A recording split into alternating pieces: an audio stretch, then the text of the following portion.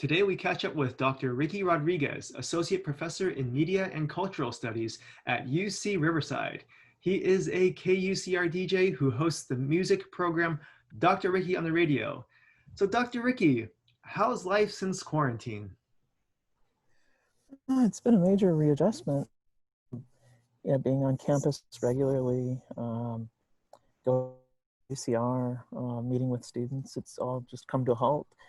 And so everything, of course, has gone online, and I feel just as busy with endless amounts of Zoom meetings, but the interface of the mediated interface, I should say, between people I regularly correspond with or with is, of course, mediated by a computer now. So, and the sense of enduring connection, which is good, but then there's also that lack of face-to-face interaction, which I really miss. And so there's a little bit of, I should say, and I think everyone's feeling that too, and trying to figure out how to sustain ties with people while we necessarily social distance and isolate. And I think it's also just this sense of uncertainty, which is probably the word that people have been using the most to describe the current situation, regarding how long it's going to last, when we can finally connect again without having to worry about this virus that's created so much damage in the world. Yeah. So what have you been doing as a result of not being able to go on the air due to stay-at-home orders, campus closure and everything? Well, fortunately, I still feel a strong connection to the region because of the weekly playlists that a few of the DJs have kept going, which is really nice. I've been wanting to do more work as far as DJing and getting music out there, whether it's pre-recording sessions or doing something just to keep up with the flow of DJing. But as of now, it's pretty much just music on my own, and then occasionally post, songs or art on social media, which still kind of feels like I'm getting information out there about the music that I really like and that I've heard from other people who listen to my show that they really like too. So there's still that connection, which I feel is really important. Or I should say multiple connections such as maintaining ties with the radio station, the people who I really love who are part of the station, and then people who I share a connection with regards to the music that we listen to. You've also been writing lately. What's that writing process like? I know that it's not always easy just to sit down and just get into it. How do you what's your writing process like? Yeah, it's a good question. I mean, I think, I want to say that being forced to quarantine has been a mixed blessing in many ways, but initially it was hard to get started writing. And I know a lot of my colleagues have been affected to the point where they can't write, but I think for me, writing was a coping strategy. It kept me focused. It kept my mind off the uncertainty, what's going to happen.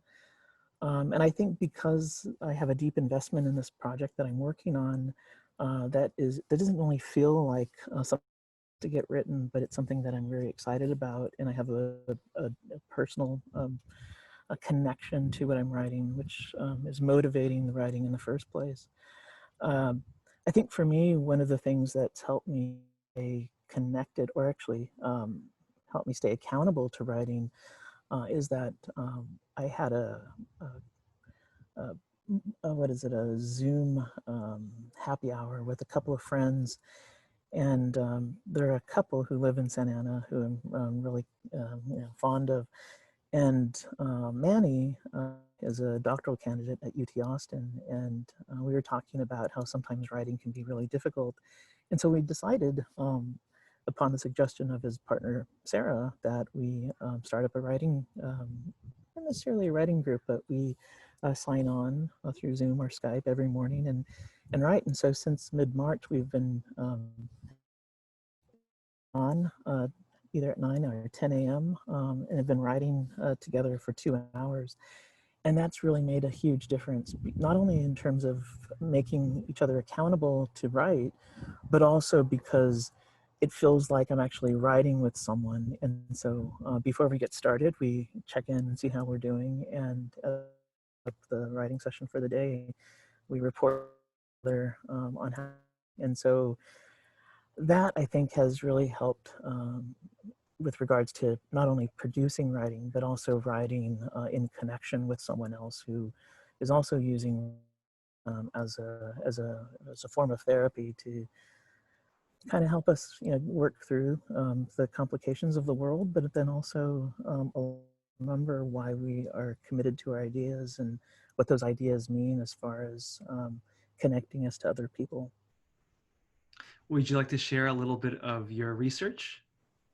Sure. So I think this research is actually what motivated me to get involved with KUCR in the first place. I'm writing a book on the connections between US Latino, Latinx communities and British post-punk artists since the early 1980s.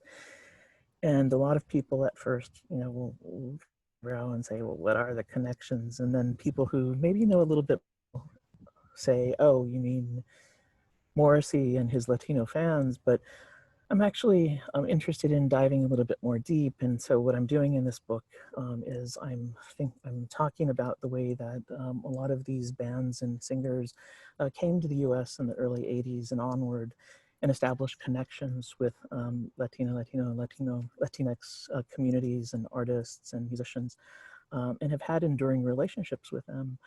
And initially I wanted the book to be more and not have a personal connection, but I was actually inspired by my colleague at UCR, Michael Jaime Becerra, who's in the creative writing department, to personalize it in an autobiographical narrative.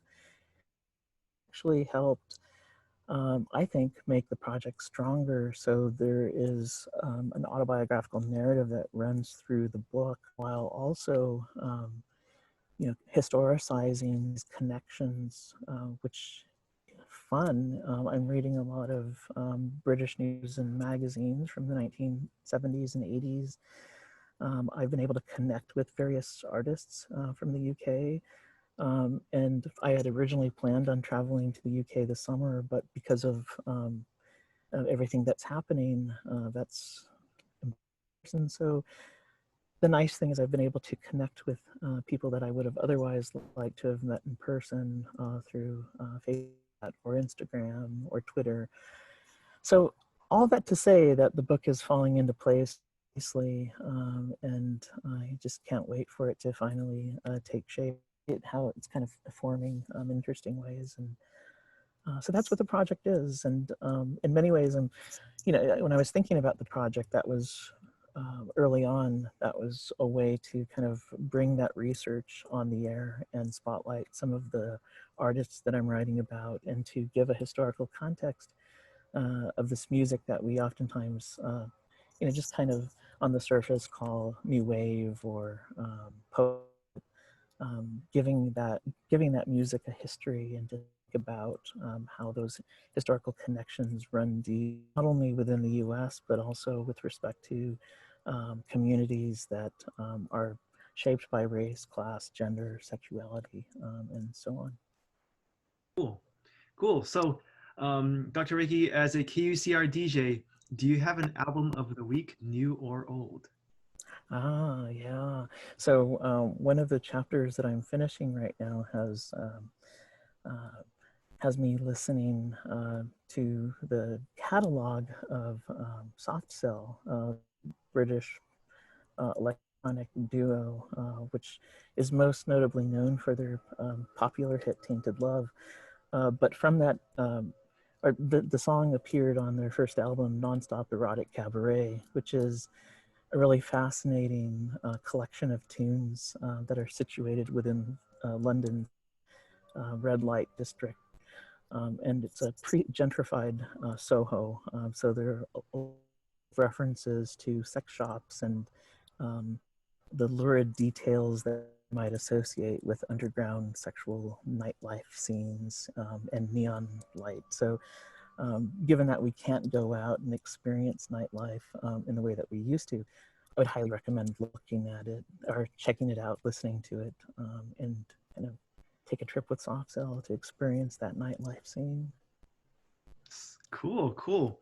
Well, Dr. Ricky, thank you for joining us today. It was a great conversation with you, and I hope to see you soon. Likewise, Elliot, thank you so much.